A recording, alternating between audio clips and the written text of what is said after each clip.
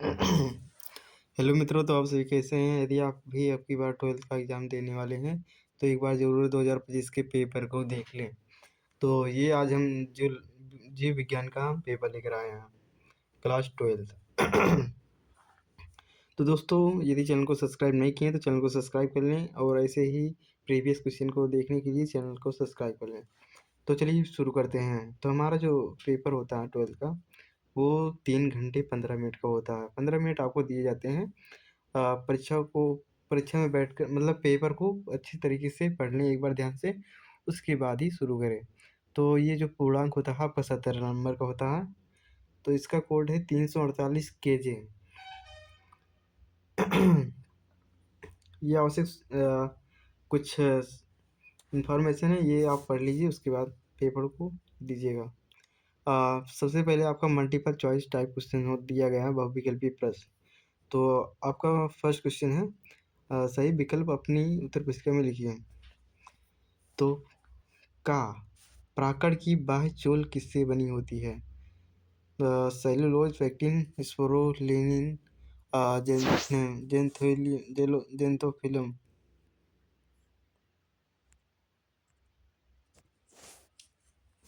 तो ये होगा आपका स्पोरोपोलिन।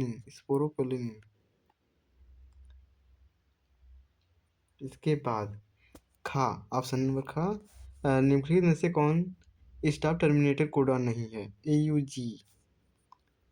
तो फोर्थ नंबर सही हो जाएगा आपका, एक नंबर ऐसे ही मिल जाएगा आपको। तो चलिए सेकेंड क्वेश्चन देखते हैं।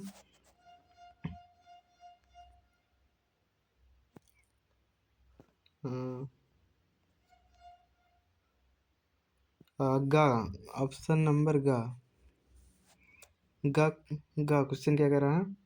वातावरण में मौजूद कुछ एंटीजन के प्रति प्रतिरक्षा प्रणाली की अंतर्रंजित प्रतिक्रिया को क्या कहा जाता है? एलर्जी, रोग, ल्यूकीमिया, इन सभी।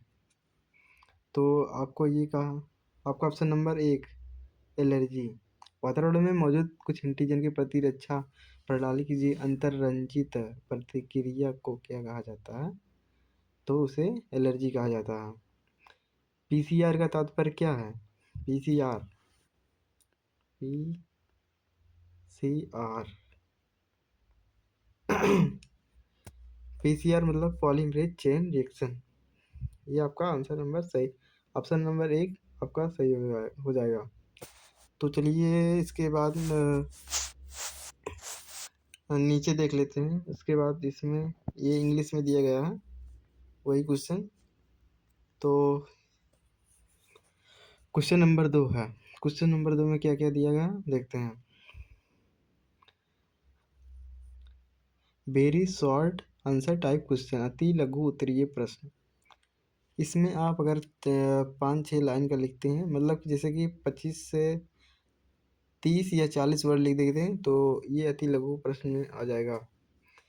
तो आपका फर्स्ट क्वेश्चन दिया है, इनफंडिबुलम के किनारों पर अंगुली नुमा विस्तार क्या कहलाता है? ये हर साल बहुत ज़्यादा ही पूछा जाता है आंसर क्वेश्चन, तो ये आप ज़रूर पढ़ लीजिएगा। अंगुली नुमा विस्तार क्या कहलाते हैं? इनफंडिबुलम के किनारों पर अंगुली नुमा विस्तार क्या कहलाते हैं? उस फूल का नाम बताइए जो अपूर्ण प्रभाविता दिखाता है। यह तो आपका आनुवंशिक चैप्टर आनुवंशिकी चैप्टर से आ गया है, तो ये आप जरूर देख लीजिएगा। आनुवंशिकी चैप्टर बहुत ही इम्पोर्टेंट है। इसके बाद चलिए हम फिर अगला क्वेश्चन देखते हैं।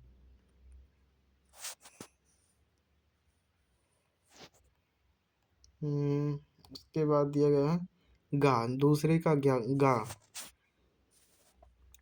दोहरी निषेचन क्या है? ये भी दोस्तों बहुत ही इम्पोर्टेंट क्वेश्चन है, तो ये से ज़रूर पढ़ लीजिएगा। यदि DNA की एक स्टैंडर्ड का अनुक्रम निम्नलिखित है, जैसे कि 5' से 3', तो इसके बीच में जो नाइट्रोजन बेस आते हैं, तो उसका अनुक्रम बताना है आपको स्टैंड का। तो 3 से 5 दिशा में पूर्वक स्टैंड का अनुक्रम क्या होगा? तो ये ज़रूर से ज़रूर पढ़ लीजिएगा। ये आनुषंगिक चैप्टर से ये भी है। ये DNA का आपका स्ट्रक्चर का ये अंदर का जो नाइट्रोजन बेस होता है उसका स्टैंडर्ड फॉर्म बताना है। आपका पांचवा पंगा अंगा क्वेश्चन मतलब पांचवा है, एलाइजा से क्या तात्पर्य है। एलाइजा का फुल फॉर्म आपको नहीं पता होगा तो मैं बता दे रहा हूँ। एलाइजा यूसीन नहीं, enzyme linked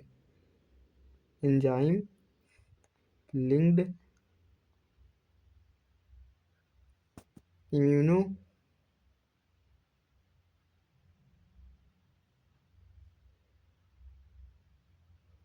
sorbent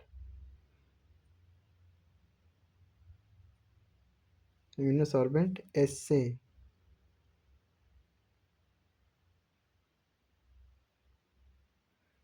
enzyme linked immuno sorbent एसे, ये आपका एलाइजा का फुल फॉर्म है। ये भी बहुत ही इम्पोर्टेंट है। ये भी देखिए नीचे इंग्लिश में दिया गया है, वही क्वेश्चन है। तो इसके बाद हमारा थर्ड क्वेश्चन है शॉर्ट आंसर टाइप क्वेश्चंस, मतलब उससे थोड़ा ज़्यादा लाइन में लिखना पड़ेगा हमें, जैसे 50 से 60 वर्ड में। तो थर्ड का है डीएनए और आरएनए के बीच क्या अंतर है। डीएनए के और आरएनए के बीच में अंतर बताना है। जो डीएनए होता है डबल स्ट्रैंडेड होता है, DNA double stranded, double DS मतलब डबल स्टैंडर्ड होगा, RNA single standard. Single standard का एस। तो इसमें आपको डिफरेंस बताना है, क्या क्या डिफरेंस होते हैं। उसके बाद खा नंबर है जनसंख्या और समुदाय की परिभाषा लिखिए। जनसंख्या और समुदाय का परिभाषा क्या होता है, ये सब जनसंख्या विस्फोट वाले जो चैप्टर है आपका जैव विविधता, और उसमें अ, जनसंख्या वृद्धि, ये सब जो आपका लास्ट चैप्टर है उसी में से पूछा गया है, तो ये आप जरूर से जरूर देख लीजिएगा। तो गा थर्ड का गा है लैक्टिक एसिड बैक्टीरिया के दो उपयोगी कार्य। लैक्टिक एसिड जो होता है ये इसके कार्य बताना है आपको। दूध से दही में बनाने में भी काम आता है लैक्टिक एसिड, और जो लैक्टिक अम्ल होता है उसी को लैक्टिक एसिड इंग्लिश में कहते हैं। ये दूध से दही बनाने में बहुत ही काम आता है। और एक घरेलू घरेलू उपाय बता दीजिएगा आप लोग। तो चलिए घा घा घा क्वेश्चन है डीएनए का द्वि कुंडली मॉडल का नामांकित चित्र बनाइए। डीएनए का द्वि डबल स्टैंडर्ड, यही डीएनए का द्वि कुंडलित मॉडल का ये वाला तो आप कर ही लेंगे। तो मेस्टा मेटास्टेसिस से क्या समझते हैं। मेटास्टेटिस टास्टेटिस तो इससे आप क्या समझते हैं, ये आप एक बार जरूर देख लीजिएगा। हाँ, इसके बाद नेक्स्ट पेज की तरफ बढ़ते हैं।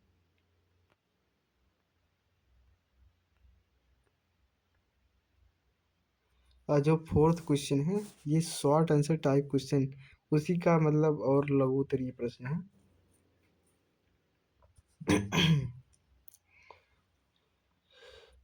तो इसमें भी 4 क्वेश्चन दिए गए हैं, ये भी करना अनिवार्य है आपको।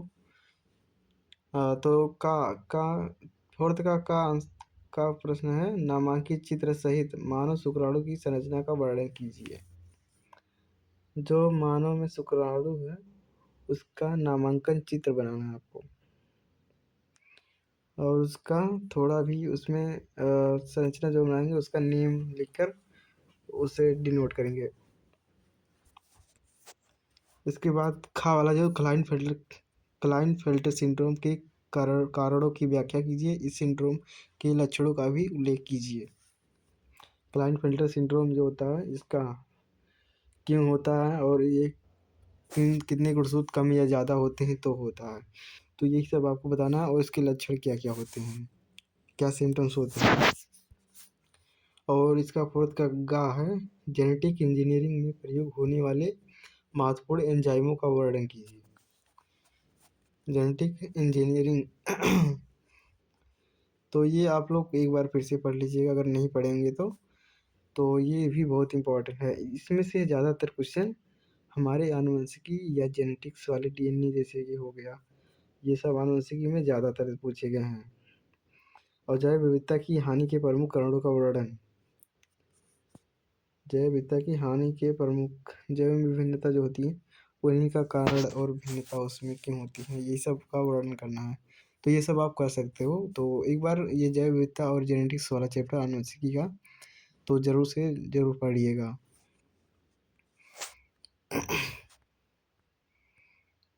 पाँचवा नंबर क्वेश्चन है का ना क्लेस्टोगेमस फूल क्या है? क्या क्लेस्टोगेमस फूलों में परागण हो सकता है? कारण बताइए। तो ये बहुत पहली बार मतलब लगभग बहुत ही कम चांस होता है इसका, लेकिन कभी कभी पूछ लेता है परागण क्यों। ये मतलब बॉटनी के चैप्टर से आया है। जैव उर्वरक क्या है? किसान को खेत में बोने से पहले किस जीवाणु की खेती करने की सलाह दी जाती है या फसलों के लिए किस प्रकार लाभदायक होते हैं? जैव उर्वरक के रूप में मतलब कौन से जीवाणु की खेती की जाती है? तो ये सब आप एक बार फिर से एग्रीकल्चर वाला जो हाँ जो जैव उर्वरक के नाम से एक चैप्टर होगा वो पढ़ लीजिएगा। जीन चिकित्सा क्या है? Adenosine admin deaminase ADA adenosine deaminase नहीं डीएमिनेज एडिनोसिन डीएमिनेज इसका फुल फॉर्म होता है एडीए का की कमी के उदाहरण के साथ इसे स्पष्ट कीजिए। जीन चिकित्सा ये हम आपको कितनी बार बता रहे हैं कि जेनेटिक वाला चैप्टर जरूर से जरूर पढ़िएगा। ये जीन वाला बहुत ही क्वेश्चन बार बार आ रहा है। निम्नलिखित में से किन्हीं दो को परिभाषित कीजिए। साभोजिता, लॉजिस्टिक विकास, परजीविता। तो ये तीनों में से तीनों का आप बहुत ही पढ़ लीजिएगा। इसमें से हर साल ही 2 क्वेश्चन पूछे जाते हैं।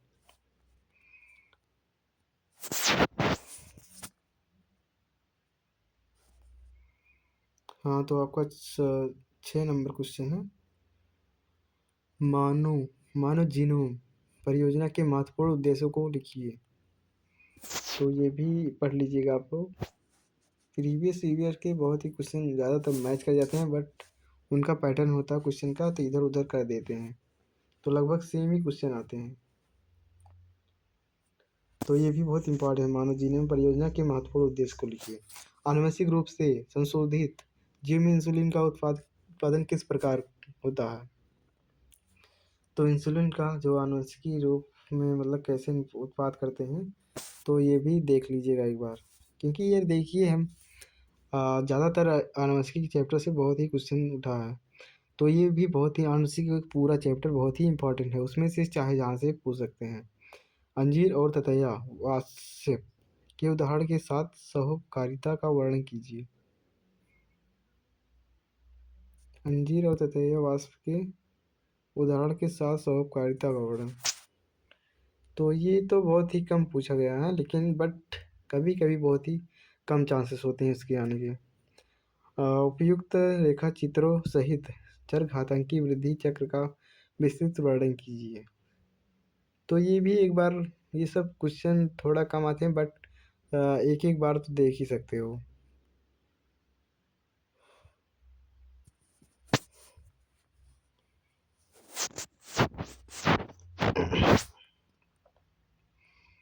तो ये 3 नंबर का आपका क्वेश्चन रहता है। सातवां जो होता है लॉन्ग, सातवां क्वेश्चन कह रहा है इसमें ज़्यादातर लॉन्ग आंसर टाइप क्वेश्चन आते हैं। तो ये 5 नंबर का होता है आपका। तो ये आपको छोड़ना नहीं है एक भी क्वेश्चन इसमें से। ये जो तो सातवां क्वेश्चन क्या है? चित्रों सहित भ्रूण कोश के गठन का वर्णन कीजिए। इसमें अथवा करके दिया गया है, चाहे ये ऊपर वाला लिखिए या इसके नीचे का जो 3 पॉइंट है इसमें से किन्हीं 2 पर टिप्पणी करना है। निम्नलिखित में से किन्हीं दो पर संक्षिप्त टिप्पणी कीजिए। रेड डाटा बुक तो आप कर ही सकते हो। ये है परागण, परागण पुष्पों में कैसे परागित होते हैं। और विपुंसन, विपुंसन तो बहुत अ, कम चांसेस होता है बट पूछता है।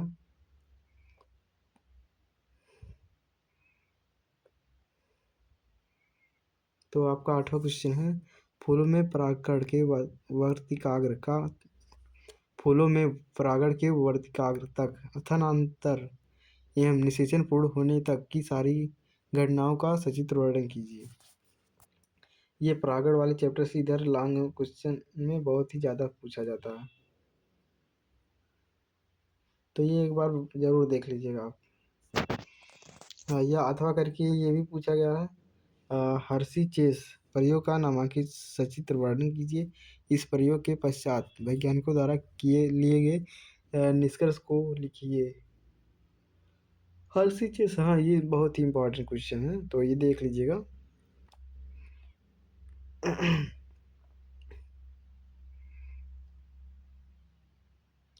आपका 9वां प्रश्न जो दिया गया है, बायोगैस क्या है, इसका उत्पादन किस प्रकार किया जाता है, इसके उत्पादन में प्रयुक्त होने वाले सूक्ष्म जीव का नाम लिखिए। प्रतिरक्षा प्रतिक्रिया में लिम्फॉइड अंगों की भूमिका पर संक्षिप्त टिप्पणी लिखिए। मानव शरीर में विभिन्न प्रकार के लिम्फॉइड अंगों का वर्णन कीजिए। जो प्रतिरक्षी, ये एंटीबॉडी वाला आपका क्वेश्चन है, ये भी बहुत इंपॉर्टेंट है, देख लीजिएगा। बायोगैस, बायोगैस तो हर साल ही पूछने वाला क्वेश्चन है, तो ये बहुत ही इंपॉर्टेंट है। ये आप बहुत, ये 5-5 नंबर का आपका आता है, तो इसे एक भी क्वेश्चन इसमें से छोड़ना नहीं है लॉन्ग का। तो आपका जो है यही सब था, इतना ही क्वेश्चन। तो मिलते हैं नेक्स्ट वीडियो में, तब तक के लिए धन्यवाद। तो चैनल को अगर सब्सक्राइब नहीं करना है, अगर आपको और भी किसी सब्जेक्ट के प्रीवियस क्वेश्चन चाहिए तो अगर, तो चैनल को सब्सक्राइब कर लीजिए और कमेंट करिएगा। अगर पेपर का आपको इस पेपर का अगर आपको सॉल्यूशन चाहिए तो भी आप कमेंट करके बता सकते हैं, हम इसका 1-2 दिन के अंदर इसका सॉल्यूशन आपको प्रोवाइड करा देंगे इसी यूट्यूब चैनल पर। तो कमेंट कर दीजिएगा अगर आपको चाहिए होगा। धन्यवाद चैनल को सब्सक्राइब करने के लिए। तो मिलते हैं नेक्स्ट वीडियो में।